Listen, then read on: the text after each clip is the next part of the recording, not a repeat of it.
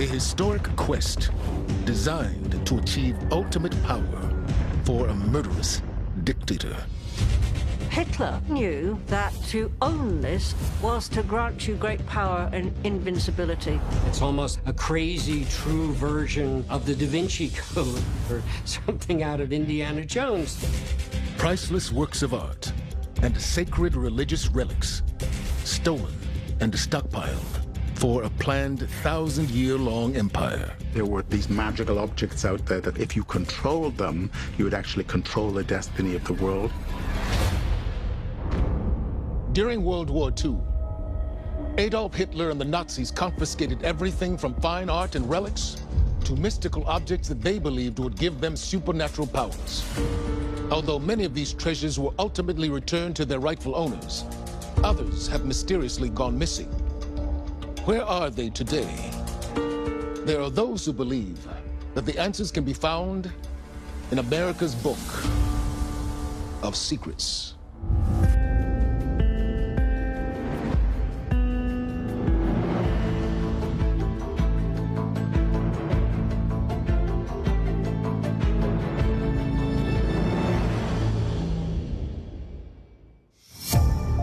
Munich, Germany, February 28th, 2012. While executing a search warrant in the apartment of a 79-year-old Cornelius Gurlitt, police make a remarkable discovery. A secret treasure trove of more than 1,400 master works of art. The investigation that followed uncovers evidence that the art was stolen from Jewish families and collectors by Gurlitt's father, Hildebrand, who worked as an art dealer for Adolf Hitler during World War II. Hildebrand Gurlitt, who, in spite of being half Jewish, was probably the primary agent for Hitler in acquiring the art that he wanted to acquire. His son Cornelius grows up, oddly, never registers, doesn't pay taxes, isn't in the Social Security system, has no apparent job, but it turns out he's got an enormous collection of art through his father and what his father had acquired and left behind. And that's the tip of the iceberg, because he's got in Salzburg a farmhouse which has another pile and another pile. The art in this secret collection represents just a small fraction of what was stolen by the Nazis throughout the 1930s and 40s. It has been estimated that the Nazis looted about 20% of all of the art in Europe. They just took it. It became theirs. In places like Amsterdam or Paris, in Poland, wherever the Nazis occupied, they would just take what they wanted. In July 1940, during World War II, Adolf Hitler appointed Alfred Rosenberg, a high-ranking Nazi official, to lead the Einsatzstab Reichsleiter Rosenberg, or the ERR. It was an organization dedicated to the confiscation of fine art and objects of great value. Alfred Rosenberg is tasked with putting together a force which accompanies the German armies wherever they conquer, and in a systematic way plunders cultural property. Hitler saw himself as the world monarch, and that Germany was the center of the world. Hitler had dreams of a world museum in Linz, in Austria, nearby where he was born, and this was to be an entire city, one giant museum. And so, to fill the galleries of that museum, he wanted the world's artwork, and he went out, sent his men out to get it. And those that didn't willingly give it up were forced to give it up, or were killed. However, the Nazis weren't only interested in stealing works of art. They also coveted religious and mystical relics. Hitler's militarist goals are well known, but his mystical objectives are little known and little understood. And one of those is searching for holy artifacts, which somehow or another are to give their possessors these superpowers. Power is at the heart of the Nazi regime, the lust for power. I think some were assuming that there were these magical objects out there that somehow, if you controlled them, you would actually control the destiny of the world.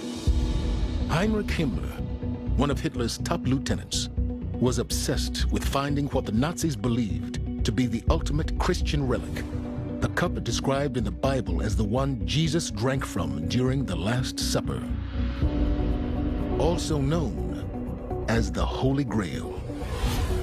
There was the idea that this would have been a cup which, because it had held the wine, and that wine would have been the blood of Christ, people ascribed in their imaginations to a power to heal, a power to give eternal life. Certainly, the idea of having the Holy Grail would mean that you had the ultimate power.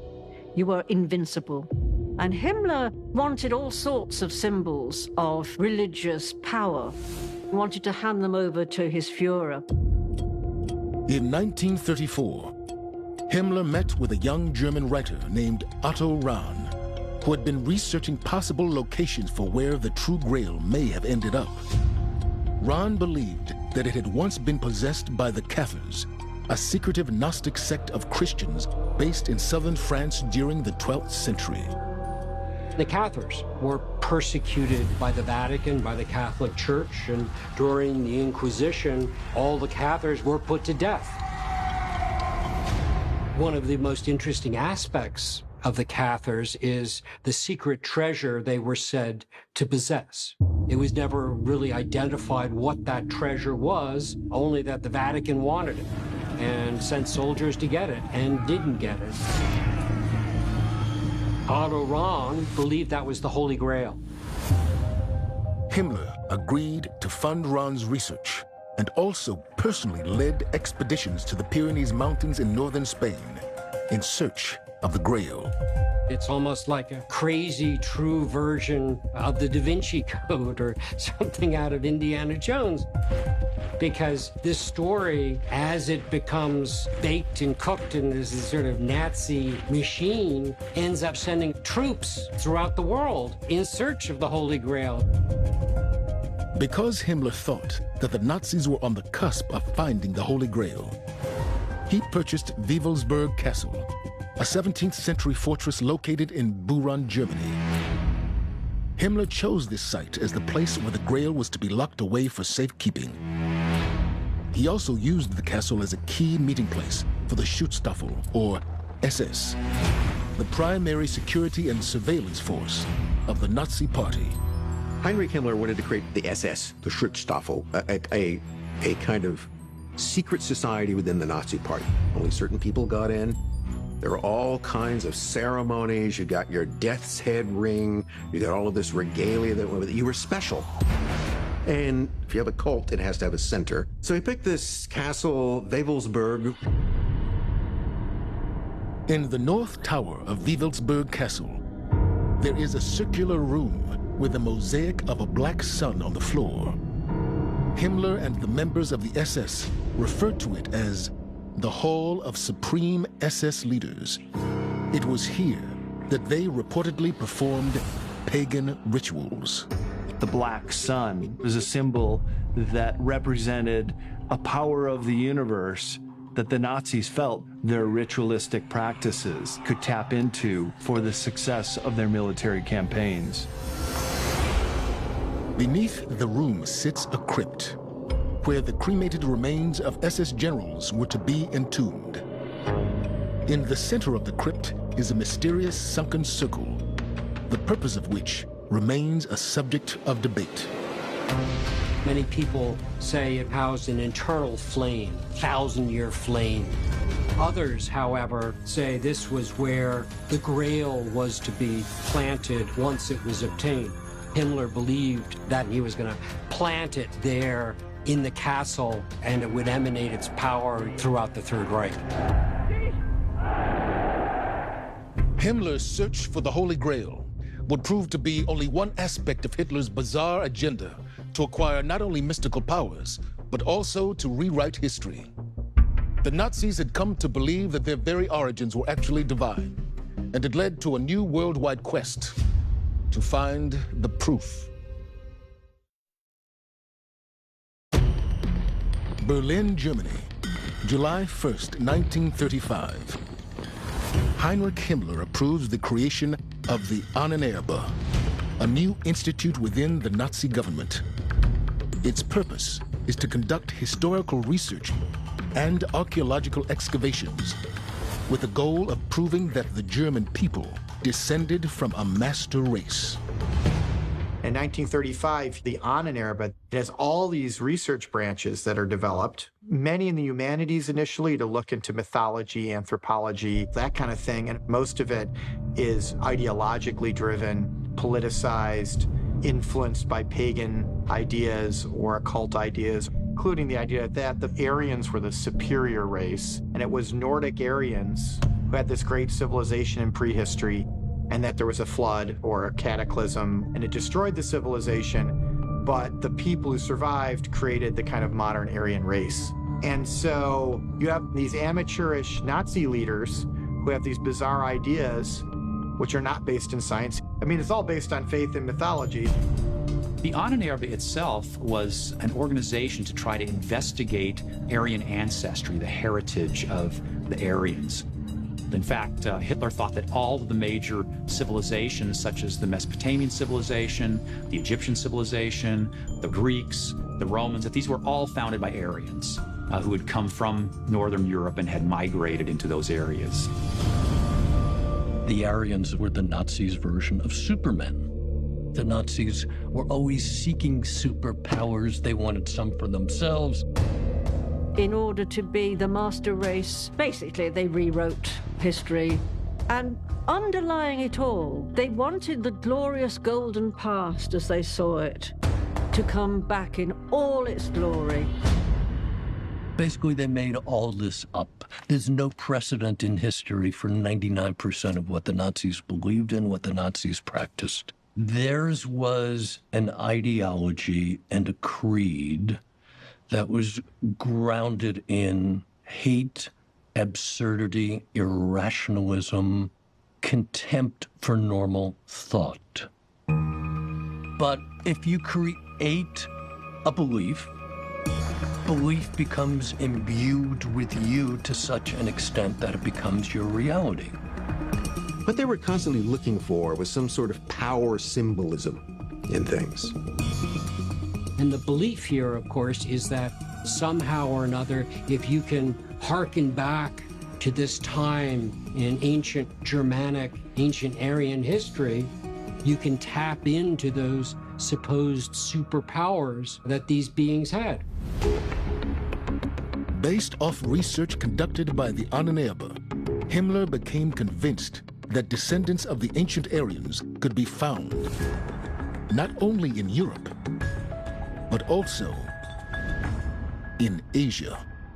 Himmler thought that there was a huge Aryan influx into the area of Tibet. There had been a huge influx of the Aryans in North India in ancient times, and so Himmler was hoping to track that in Tibet as well. In April of 1938, just over a year before the outbreak of World War II, Himmler dispatched a team of researchers to Tibet. They were seeking confirmation for their beliefs in Tibet. They hoped that there were still Aryans left alive in Tibet, and that would have lent enormous credence to what they were telling the German population. There were 5 or 6 principal scientists, anthropologists, meteorologists, biologists who were there, led by a fellow by the name of Ernst Schaefer. Ernst Schaefer was a renowned hunter and zoologist in the 1930s. He was also a member of the SS, making him the ideal person to lead the Ahnenerbe's expedition to Tibet. Schaefer guided the team's 50-mule caravan on an arduous, year-long trek through the region. They wanted to study the Tibetans. They measured their heads, they measured their skulls, they measured distances between different parts of their skulls. So they looked all over Tibet for the Aryans, and they never found any. Although Schaefer and his team were unable to find any biological evidence of Aryans in Tibet, they did discover an ancient artifact which they believed provided the link between Tibet and Germany that Himmler was looking for. When the Nazis were in Tibet, they came across a statue that was nicknamed the Iron Man. A statue of a bearded Buddha, weighs 22 pounds, and it has a swastika on the side. What's so very fascinating about the Iron Man artifact is that it shows what looks like a Caucasian or Aryan person with a beard. And they thought that this was proof positive that the Tibetan people had been ancestors of the Aryan race. And they brought back this artifact to show others in the Aninurbe society and the upper echelon of the Third Reich. And they claimed that indeed they had found root traces to this Aryan race in Central Asia. It's not like it was precursor of the Nazis. Actually, the swastika is an ancient Asian symbol for good, for the good that is life, the wheel of life. But actually what the Nazis did when they took over that symbol and made it theirs was they flipped it. They had a very specific agenda. Whatever was priceless, whatever was wonderful, they would take. The Nazis' quest for ancient and mystical artifacts was insatiable. They believed it would bring them not only great wealth, but absolute power. And soon, they would start a war that would rage across the world and provide endless opportunities to steal even more.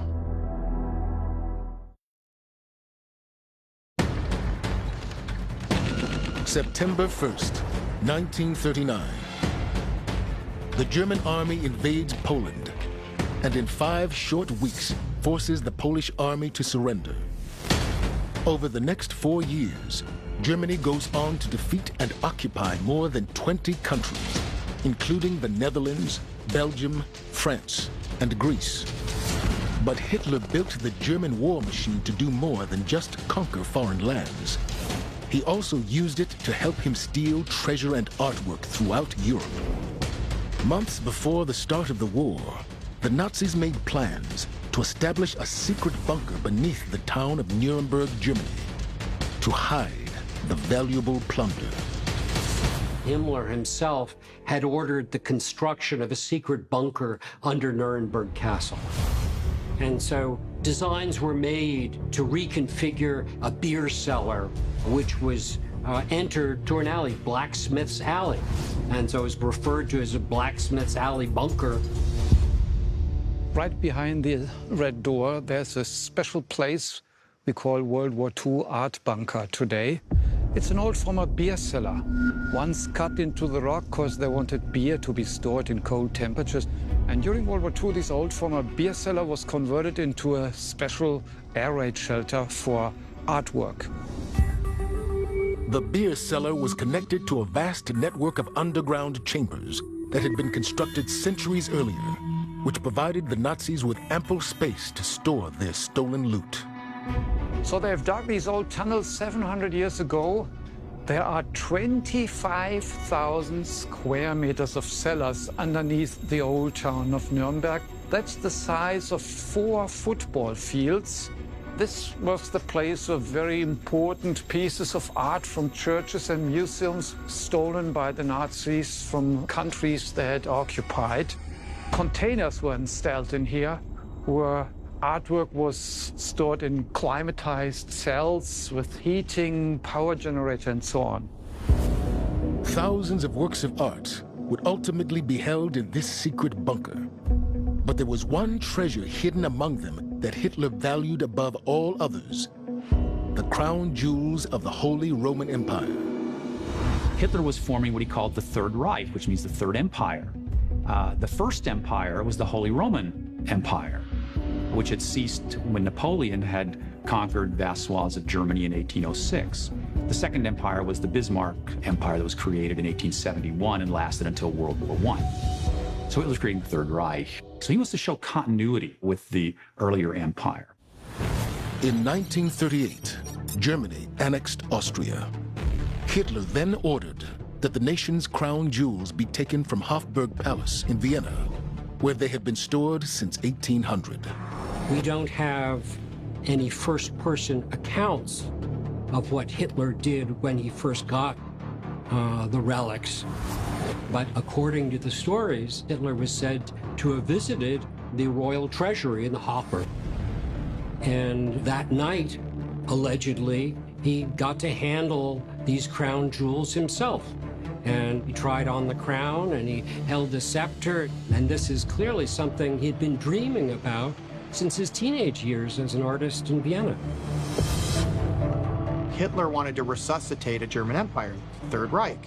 What better way of doing that than taking the imperial treasures and bringing them to Nuremberg, the symbolic capital of Nazism, because it's where they did all their rallies, and having the treasures be part of the Third Reich. The Nazis redesigned the Blacksmith's Alley bunker along high-tech lines as the secret hiding place for the crown jewels. The Nazis built special humidifiers, air conditioning, and an air purification system. It had its own generators. It had its own special food supply, bunkhouse, and 2-foot thick vault doors. So this is where the crown jewels were kept. The Austrian crown jewels date back to the 11th century and were used in the coronation ceremonies of numerous Holy Roman emperors. The most notable pieces include the imperial crown, scepter, orb, sword, and an object that many believed to actually be one of the most cherished relics in all of Christianity, the Spear of Destiny. The Spear of Destiny is believed to have been the spearhead which was used to pierce Jesus while he was being crucified. That a legend grew up around this artifact that whomever possessed the Holy Lance, the Spear of Destiny, held the destiny of the world in their hands. For centuries, much lore and legend had arisen around the Spear of Destiny because its tip had supposedly touched the blood of Jesus, the Son of God. Many were convinced that it possessed otherworldly powers. One of the most well-known incidents involving the spear took place on April 14th, 1561. Townspeople of Nuremberg woke up to a sort of otherworldly sight. Across the horizon in the sky were all of these sunbursts, blasts, and in the midst of it all were these strange flying objects. One of these objects looked like an actual Spear of Destiny. Many people have looked for explanations of this over the years. You had an entire city, hundreds, thousands of people perhaps, waking up to this otherworldly vision in the skies above them. For the Nazis, historical reports of what looked like a massive Spear of Destiny in the sky served to validate their belief that not only did the spear hold incredible power, but that the relic taken from Austria was genuine. Because of this, its location in Nuremberg was a closely guarded secret. But as the war progressed, the Allied forces became aware of the Nazi looting, and they vowed to recover everything that had been stolen. The idea of finding where this art was became something of great interest to Eisenhower. They saw retrieving art and returning it whence it had come as a means of restoring the order that the Nazis had reduced to chaos.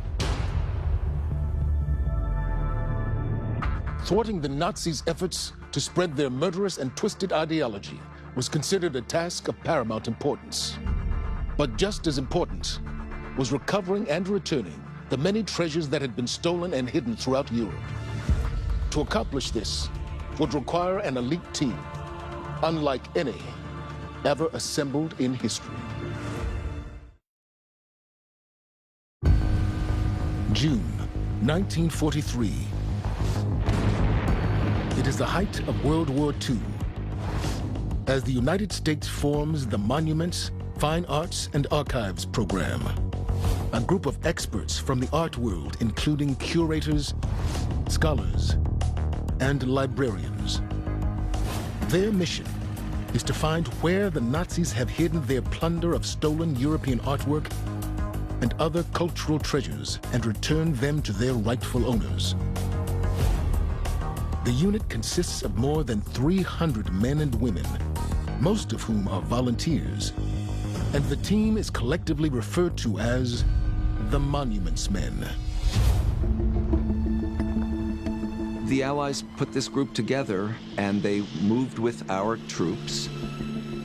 They had to figure out where stuff was. They had to inquire from people where it was and get the works of art back to the countries of origin. Their task was not only difficult, it was often very dangerous. 2 of the Monuments Men were actually killed in action because they were moving with the army. They were very brave men and women.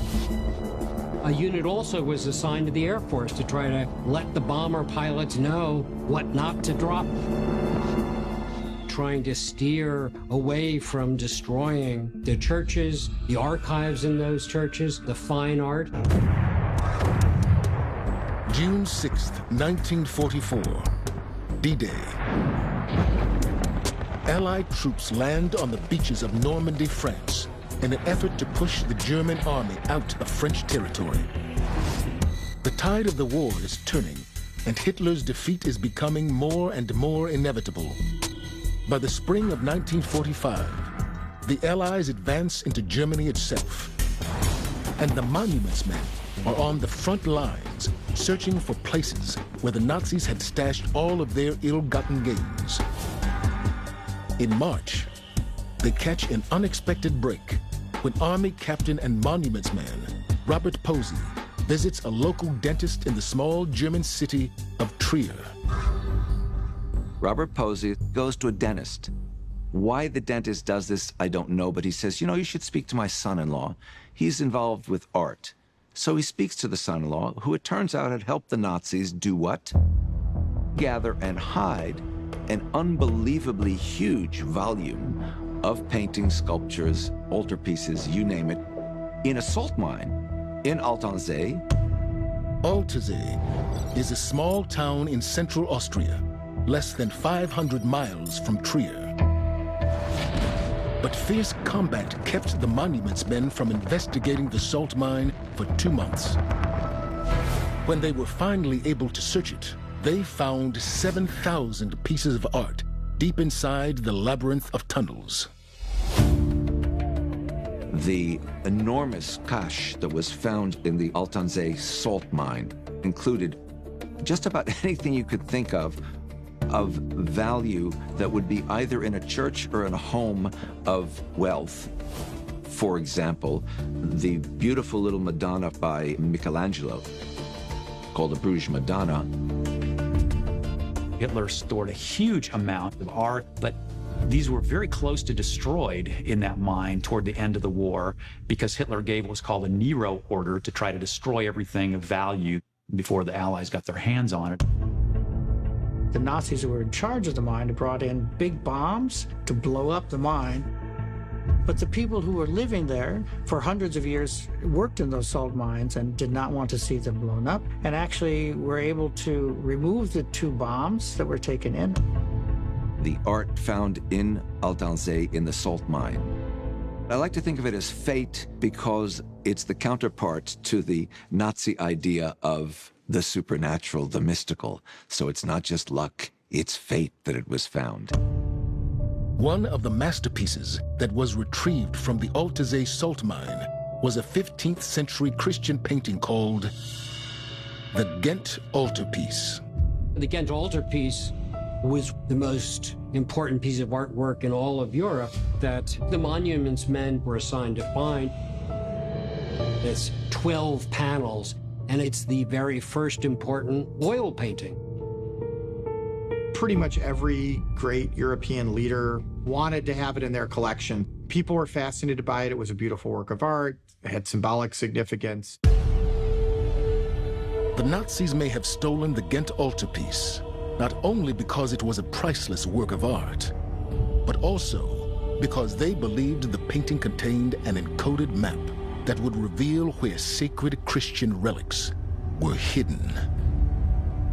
The Ghent altarpiece held what many people consider is a roadmap of Catholic mysticism, that all the important symbols of Christianity are hidden, embedded in this altarpiece, including the Holy Grail, which is the centerpiece.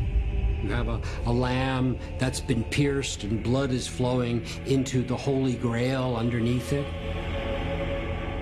And the idea is that maybe the Anna Erb could study the mysticism in this painting and go out and find those artifacts. So this lent itself, perfectly to the whole Nazi mythology. The Ghent altarpiece was a particular obsession of Hitler because of the mystical lamb and its connotations for the Holy Grail. With Hitler, you could argue that he didn't even believe in God, yet he certainly saw himself as God. And part of the intrigue for a work like the Ghent altarpiece, with all of its symbolic imagery, was that it was part of his interest in acquiring what would make him more godlike. In the final weeks of the war, as the Red Army and Allied forces closed in on Berlin, the Monuments Men continued to discover caches of priceless treasure. They were also closing in on the relics they and General Patton considered the most critical to recover.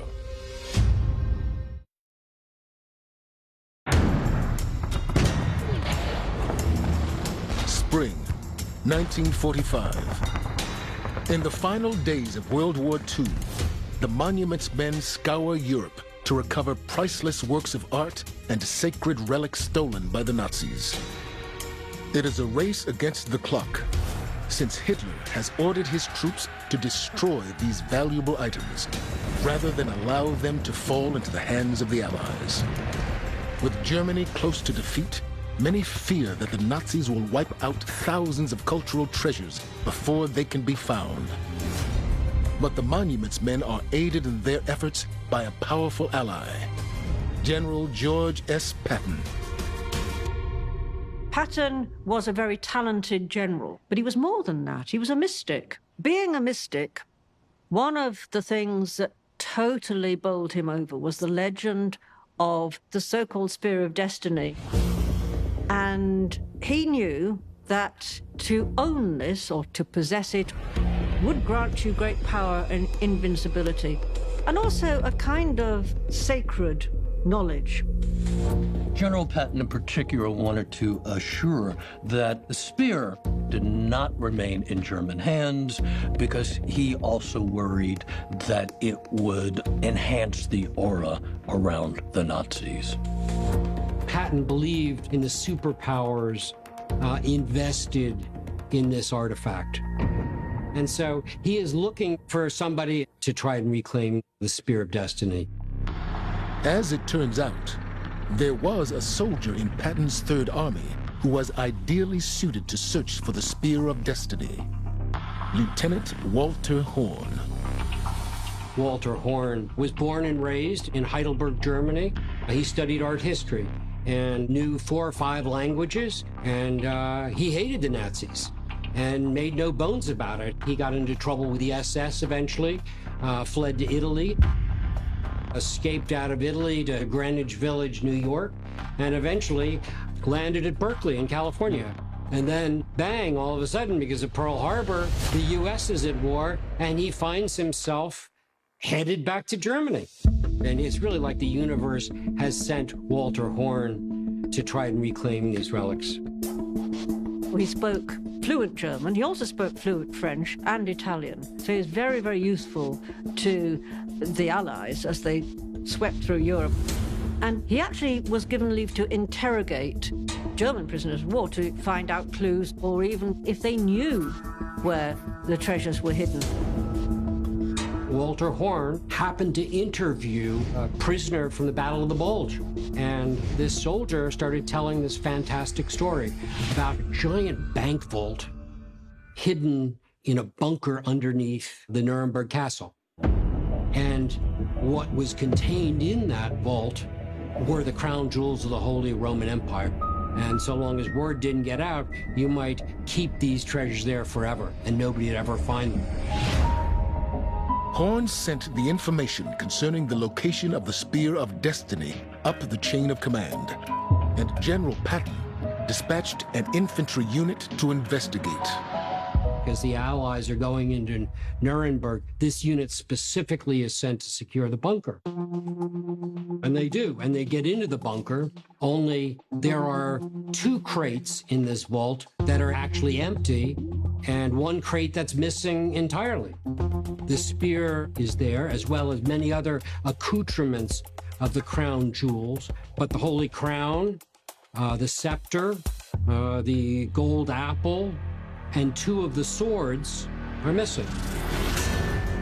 American troops recovered the Spear of Destiny, which was their main objective.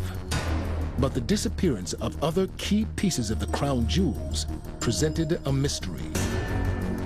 Once again, General Patton turned to Walter Horn, who was now officially a member of the Monuments Men. After months of investigation, Horn discovered what had happened to the missing crown jewels. Horn eventually discovered that these artifacts, they were transported to another bunker and hidden in the ceiling of that bunker. And Horn was able to expose that and get it back. But more important is Horn understood in a way that a lot of the Allied generals didn't, was that this was all part of a plan to create a Fourth Reich. And the Nazis, they knew at this point that the Third Reich was fallen, and so they were laying the groundwork for another one. And part of that groundwork was preserving these crown jewels. If it remained with Germans, they could then show it to others as a totem of the power of their cause. We wouldn't have this material if we did not have so much power. And someday, maybe the Germans would tell their children or grandchildren, we will rise again. Thanks to the efforts of Walter Horn, the crown jewels were eventually returned to Hofburg Palace in Vienna, where they remain today. But there's one curious aspect of this story that continues to inspire debate. The Monuments Men would recover the Spear of Destiny on April 30th, 1945. At approximately 3:30 p.m. on the same day, Adolf Hitler shot himself in his bunker in Berlin. There are those who believe that Hitler's death on the same day he lost the Spear of Destiny was no mere coincidence, and that the mysterious relic would claim at least one more very prominent victim.